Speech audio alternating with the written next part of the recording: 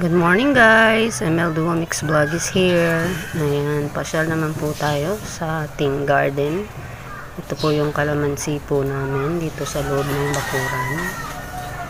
Ayan, come to think of it po guys, wala po talaga siyang season na pinipili, walang buwan.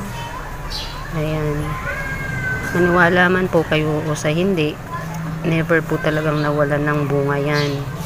And aside from that, may existing bunga na po siyang malalaki at mga katamtaman, pero hindi mauubos ang bunga niya at may uusbong na naman pong mga bulaklak. Ayan, kaya honestly speaking po, never po talagang nawalan ng bunga yung aming mga kalamansi sa bakuran. Siguro po sa katabaan na rin po ng lupa na ginagamit ko pong organic fertilizer, in which composition po ng mga naglalaglagan dahon dito sa aming bakuran din mula sa aming mga halaman, na ginagawa ko pong fertilizer sa kanila.